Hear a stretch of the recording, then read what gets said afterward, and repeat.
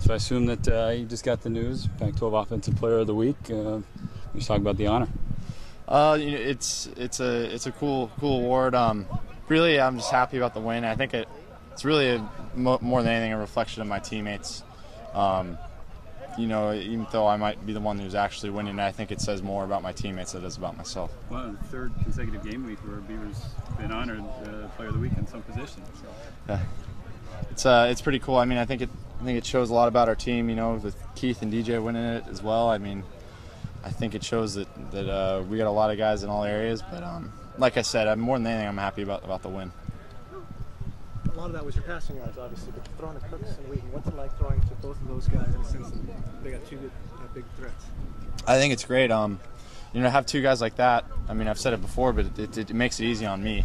Because if we can just get them the ball somehow, you never know what can happen. They're a threat to go for a home run every play. So, especially have two guys like that, and really all the stuff we're doing with our tight ends and with Kevin and with our backs out of the backfield, I think it gives us a lot of weapons and it makes my job real easy. Is it hard to pick between the two of them? They're both open. How do you go through? Oh, it depends on the play, but it's nice having both of them out there. It gives me more options, I guess. Washington State did a good job of shutting down the receivers this past weekend. Obviously, the run game is going to be an emphasis. How much trust has built between you and Storm Woods and Malcolm Agnew as the season's progressed? Oh, a ton of trust. Those guys worked real hard in the offseason, and obviously they're both a huge part of our offense.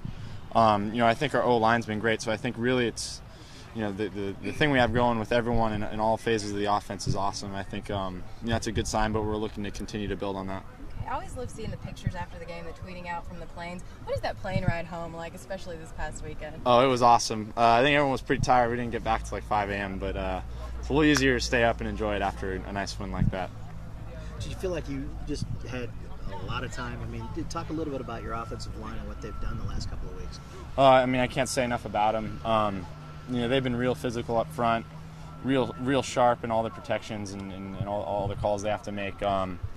They work real hard, in the film room and on the practice field, and I think it's just a reflection with how well they've been playing. And, with those guys, my job's a lot easier.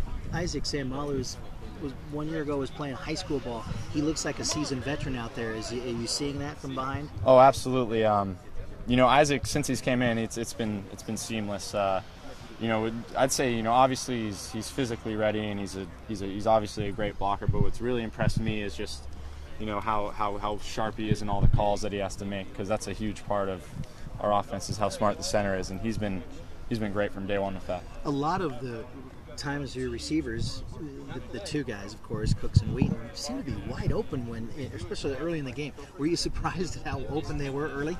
I think with the routes that those guys run and the protection that I have to stand back there, especially on some of the long ones, it's hard for a defense to cover a guy for that long, especially when there's two receivers like that. So really, I think that's really just a full team effort, because I have the protection to stand back there long enough, and it makes it hard on a defense to cover someone for a real long time. Congratulations, by the way, on getting Player of the Week. Did you know you got that? Yeah, Steve just told me. Like I said, it's a cool honor, but I think it really says more about my teammates than it is about myself. Sean, with the way Storm's running, it's progressive.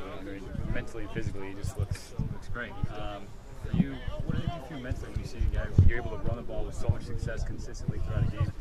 What kind of impact does that have on you when you're able to drop back? I think it's awesome. I think one thing that might even get overlooked about, especially Storm and Malcolm's game, is how sharp they are in protection and the passing game as well. I know Storm had some huge catches for us down the stretch also on some screens and just some checkdowns, but to have a guy that's so multi-dimensional like Storm, it's huge for our offense because he can do so much for us. Thanks, Sean.